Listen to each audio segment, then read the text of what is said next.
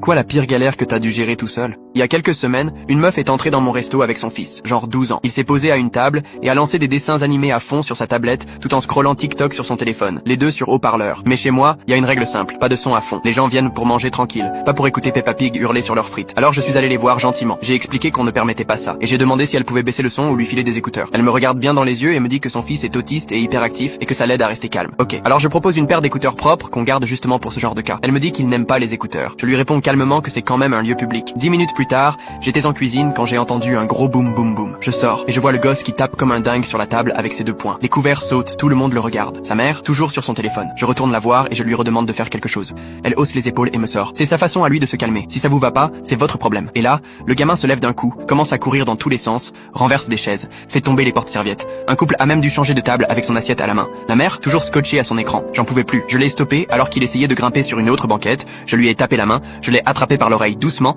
et je lui ai dit de se poser, qu'il aurait une surprise s'il restait calme. Il s'est arrêté net, m'a regardé et s'est assis. J'ai cru que c'était fini. Mais là, sa mère se lève en criant que j'avais pas le droit de toucher son fils, qu'il avait des besoins spéciaux et que je venais de l'agresser. Elle sort son téléphone et commence à filmer en disant que son frère est flic et qu'il allait faire fermer mon resto. J'ai essayé de parler calmement, mais elle m'écoutait même pas. Alors j'ai emballé leur commande, je lui ai tendu le sac et je lui ai dit de partir. Juste avant de sortir, le petit me demande s'il va quand même avoir sa surprise. Je souris et je lui dis que c'est déjà dans le sac. Il me fait un câlin. Sa mère le tire en arrière et me balance un « vous allez le regretter ». Le soir même, juste avant la fermeture, 3 gars entrent et demandent des sandwichs. Je me dis bon, une dernière commande et c'est plié. Je tourne le dos pour commencer et là j'entends la porte de la cuisine s'ouvrir. Les 3 mecs sont là, derrière moi. Je leur dis qu'ils n'ont rien à faire là. Un d'eux prend un couteau et me dit que si, c'est exactement là qu'ils doivent être. J'ai reculé, flippé parce que j'étais tout seul. Mais c'est là que Diego est arrivé, mon nouveau plongeur. Je l'avais embauché il y a une semaine. Je connaissais à peine son prénom. Il était toujours lent, toujours avec ses écouteurs. J'avais même pensé à le virer. Mais ce soir-là, il est entré dans la cuisine avec un balai, a frappé le premier mec dans le torse, a chopé une poêle et a tapé la jambe du deuxième, puis a balancé le troisième avec le manche du balai. On les a attachés avec ce qu'on avait sous la main et on a appelé les flics. Devine quoi? L'un d'eux, c'était le frère de la femme, le fameux flic. Elle les avait envoyés pour m'intimider. Résultat, ils ont tous été arrêtés sur place et le flic viré.